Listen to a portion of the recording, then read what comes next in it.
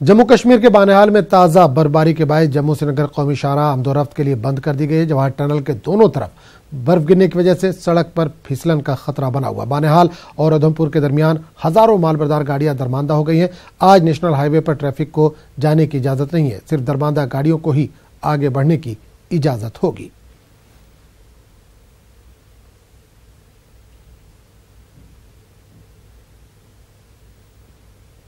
एक मरतबा फिर तेल की कीमतों में इजाफे का सिलसिला शुरू हो चुका है। लगातार चौथे दिन भी कीमतों में इजाफा हुआ है।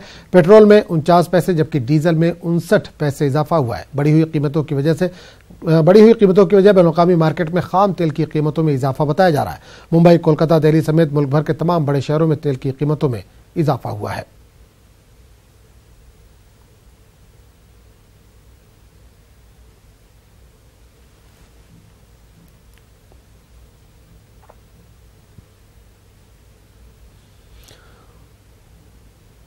उस पूरे मामले पर बात करने के लिए हम सीधे रुख करेंगे दिल्ली का, जहां समा नुमाइंदे अनिल इस वक्त फोन लाइन के जरिए जुड़े।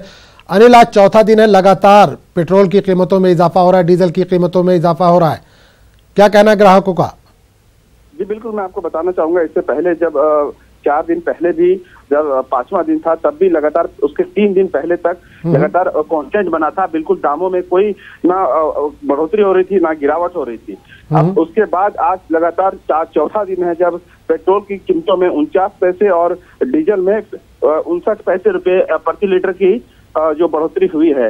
ये अगर देखा जाए, कारणों में अगर देखा जाए तो अंतर्राष्ट्रीय बाजार में जो कच्चे जो तेल है उसकी जो कीमतें हैं वो लगातार बढ़ रही है। और जो शुक्रवार और शनिवार का जो ट्रेड रहा उसमें भी देखा गया कि $60 प्रति बैरल के हिसाब से वो क्रूड ऑयल जो ब्रेंट क्रूड है वो ट्रेड कर रहा था। और दूसरी तरफ देखें कि जब जो दूसरा सबसे बड़ा फैक्टर है वो है डॉलर के मुकाबले रुपया, वो भी लगातार कमजोर होता हुआ $70.5 प्रति डॉलर पे वो ट्रेड कर रहा है। यानी दोनों जो फैक्टर है वो कहीं ना कहीं काम किया है और पेट्रोल डीजल के लगातार बढ़ रहे हैं। और जिस तरह से देखा जा रहा है जो ट्रेंड है पिछले 3-4 दिनों में, अब देखना होगा कि जब सोमवार को मार्केट खुलेगा तो किस करवट लेता है कच्चा तेल और रुपया।